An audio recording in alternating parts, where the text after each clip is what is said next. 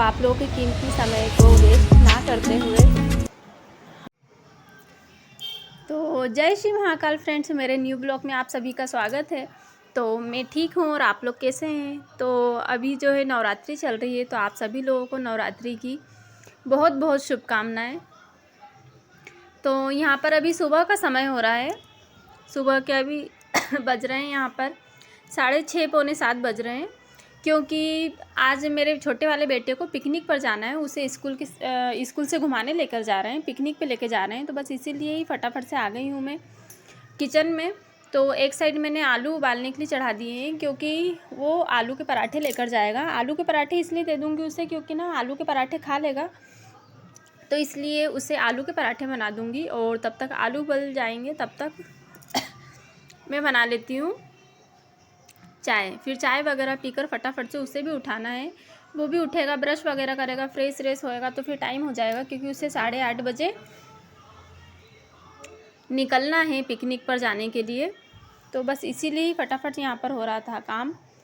तो उसे भी उठा दिया था मैंने, ब्रश वगैरह करवा दिया था और चाय पी ली थी, और फिर उसके बाद फिर मैंने नहला दिया उसे फटाफट से। तो यहाँ पर ना वो खुद ही तैयार हो जाता है वैसे तो, क्योंकि उसका टाइम जो है 11:30 बजे का है। तो आराम से उठकर और ना खुद ही तैयार हो जाता है रोज़ तो। पर आज सुबह सुबह जाना है, उसे 8:30 बजे जाना है। तो सुबह होता है ना कि बच्चों को सुबह सोकर उठते हैं तो फिर आलस आता है, धीरे धीरे करते हैं। तो फिर मैंने सोचा कि इसे लेट होगा तो फटाफट से मैं ही तैयार कर देती हूँ। तो बस यहाँ पर इसलिए मैं ही तैयार कर रही थी इसे। और फिर तैयार करने के बाद में इधर मैंने बना दिए थे आलू के पराठे और फ्रेंच फ्राइज़। तो मुझसे कह रहा था कि मम्मी मैं सिर्फ फ्रेंच फ्राइज़ ही लेकर जाऊंगा। तो फिर ना उसके आने का टाइम जो था वो 3 बजे का था। तो फिर मैंने कहा कि नहीं, फ्रेंच फ्राइज़ से कुछ भी नहीं होगा बेटा।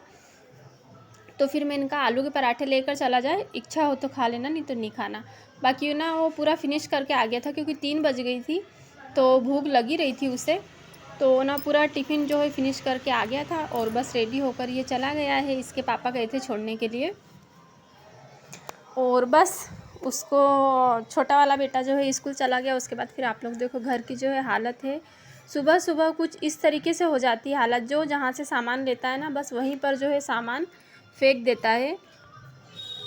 तो अधिकतर ना आप लोगों के घर पे भी यही होता कि जो जहाँ पे सामान लेते हैं वो अधिकतर फेंक देते हैं। फिर उसके बाद घर पर सबके जाने के बाद में फिर जो है हम सफाई करते हैं। तो ना यहाँ पर अभी देखिए, आप लोगों को मैंने सुबह किचन बताया था तो साफ़ था। अब जब टिफ़िन वगैरह बनाया तो फिर आप लोग देखिए किचन का क्या हाल हो गया है।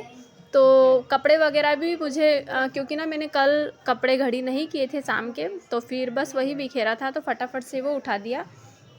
फिर बिखेरा उठाने के बाद में और फिर लगा देती हूँ यहाँ पर झाड़ू।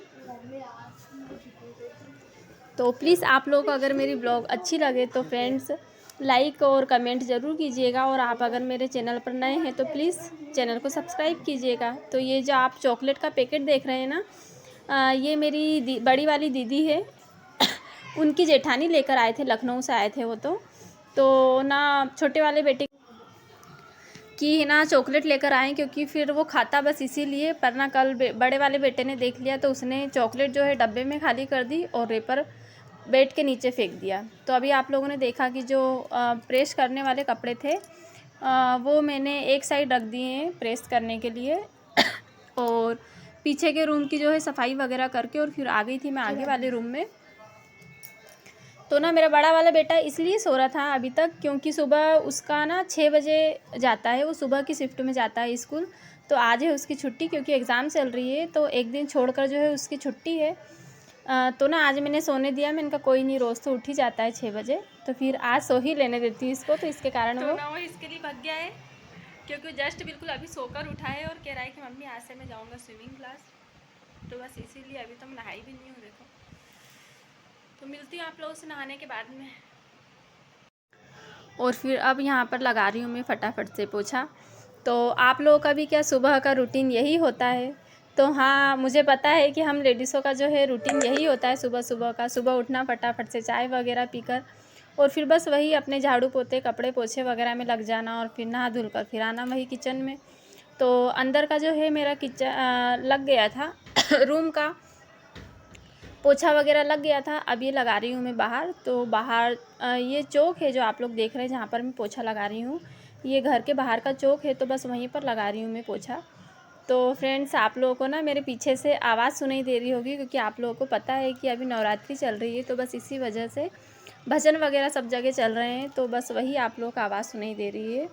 और यहाँ पर मैंने लगा दी थी कपड़े की मशीन भी, तब तक मैं दूसरा काम करूँगी, तो वही होता है ना कि कपड़े भी साथ में धुल जाते हैं। तो अभी देखिए आप लोग, घर जो है पूरा साफ़ हो गया है, झाड़ू पोछा वगैरह मेरा यही काम हो गया है। और किचन ना मैंने अभी साफ़ नहीं किया है, क्योंकि अभी खाना बनाऊंगी ना तो फिर किचन वापस गंदा हो ही जाएगा। और फिर हस्बैंड भी मेरे यहाँ पर नहा लिए थे, और फिर अब जाएंगे वो किसी काम से बाहर। तो सुबह के टाइम जो है वो दूध लेते हैं, तो फिर उनको दूध देकर और दूध पीकर और फिर चले गए थे वो। तो सुबह ना मैंने सिर्फ बेटे के जितना ही उसके टिफ़िन के जितना ही जो है पराठे बनाए थे, 2 पराठे सिर्फ। और यहाँ पर मैं नहाकर आ गई थी, और अब बना रही हूँ मैं हस्बैंड जी के लिए खाना। आज खाना सिर्फ मेरे हस्बैंड के लिए ही बन रहा है, क्योंकि ना मुझे और बच्चों को जाना है मेरी मामी के यहाँ पर, क्योंकि उनकी श्राद्ध है, पहली श्राद्ध है। तो बस इसीलिए ही मुझे वहाँ पर बुलाया है खाना खाने के लिए। तो फटाफट से काम करके और ना फिर मुझे वहाँ भी जाना है। मेरी मामी को 3 साल पूरे हो गए थे, तो अब जो है उन्हें श्राद्ध में मिला रहे हैं, तो बस इसीलिए ही फटाफट से वहाँ भी जाना है।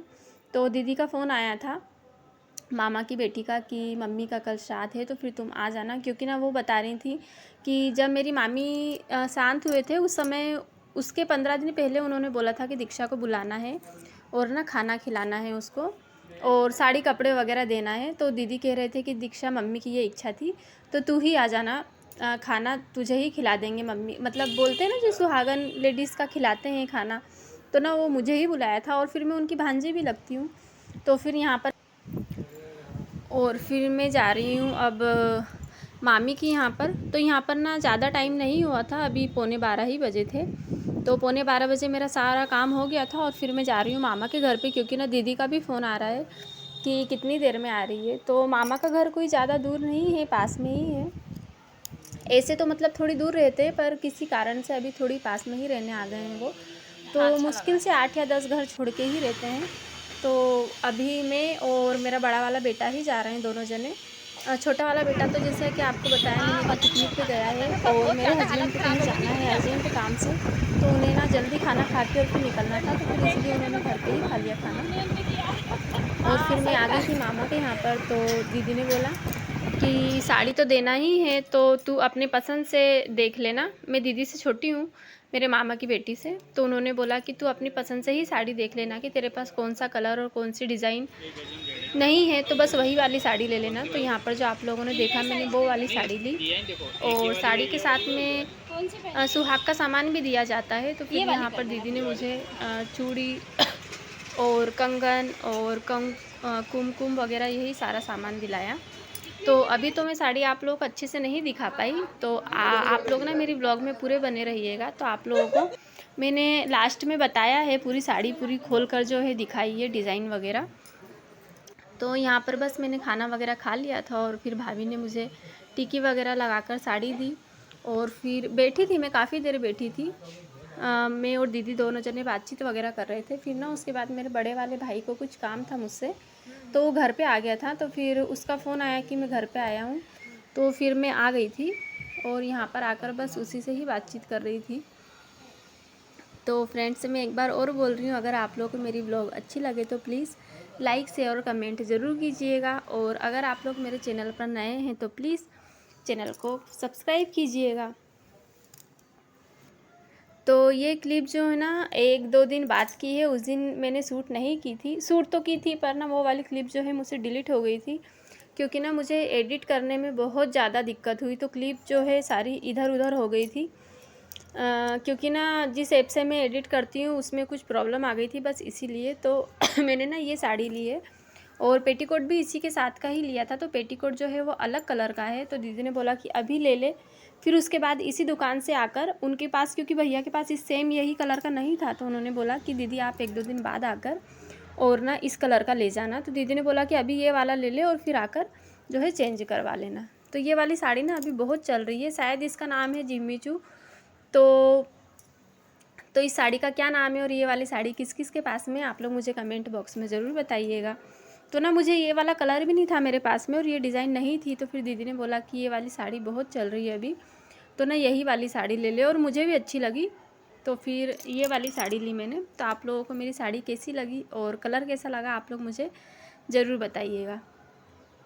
तो ये देखिए आप लोग, साड़ी की जो है ये लेस है और पटली में जो छोटे छोटे फ्लावर दिख रहे हैं ना ये है, और नीचे जो है लेस है, और पल्ले में भी पूरे जो फ्लावर बने हुए हैं ये बने हुए हैं फ्लावर, पूरी साड़ी में ही जो है फ्लावर बने हुए हैं, और ना बिल्कुल लाइट कलर है साड़ी का।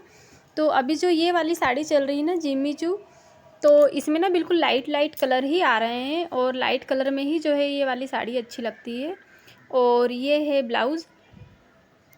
तो ब्लाउज़ ना मैंने साड़ी का वहाँ पर नहीं देखा था, मुझे ऐसा लगा था कि जिस कपड़े में साड़ी है उसी कपड़े में ही ब्लाउज़ भी होगा, पर ना ब्लाउज़ जो है वो अलग है। तो कोई नहीं, वैसे ब्लाउज़ भी अच्छा लग रहा है। तो साड़ी को मैं ना घर में ही फाल पिको कर लूँगी, क्योंकि मैं जो भी साड़ी लेती हूँ फाल पिको ना घर ही कर लेती हूँ। और वैसे तो मुझे ब्लाउज थोड़े थोड़े सिलते आते हैं, पर कोशिश करूँगी, जहाँ तक मेरी इच्छा हो रही कि मैं ही सिल लूँगी इसे, ब्लाउज़ को। इतने अच्छे तो नहीं, हाँ बाकी फिर भी सिल लेती हूँ ब्लाउज़, और फाल पिको तो मैं ही करूँगी। और फिर उसके बाद में फिर दीदी ने, मैंने आपको बताया था कि सुहाग का सामान दिलाया था दीदी ने मुझे। तो ना ये टिकी का पत्ता और मेहंदी का कोण, और दीदी ने मुझे ना दिलाए थे कंगन। तो कंगन ना उस जिस कलर की साड़ी है उसी कलर के कंगन है, तो दीदी कह रहे थे कि ये वाले कंगन अच्छे लग रहे हैं, साड़ी में मैच भी हो जाएंगे, तो ना ये वाले कंगन ले ले। तो ये ना पूरे कांच के हैं कंगन, तो मुझे थोड़े महंगे लगे ये कंगन, पर दीदी ने बोला कि साड़ी के साथ में मैच हो जाएंगे, तो ये वाले कंगन ले ले। तो ना मैंने और मुझे भी अच्छे लग रहे थे, इसकी डिज़ाइन भी अच्छी लग रही थी, तो ना मैंने ये वाले ले लिए कंगन। और फिर सुहाग के सामान में जो है लाल कलर का ज़्यादा महत्व होता है, तो फिर उसके बाद ना दीदी ने बोला कि ये कंगन तो ले ही ले, पर जो है साथ में लाल कलर की चूड़ी भी ले ले। तो लाल कलर की चूड़ी जो है, जैसे कि आप लोग को बताया मैंने कि सुहाग में जो है उसकी ज़्यादा महत्व होता है लाल कलर की चूड़ी का।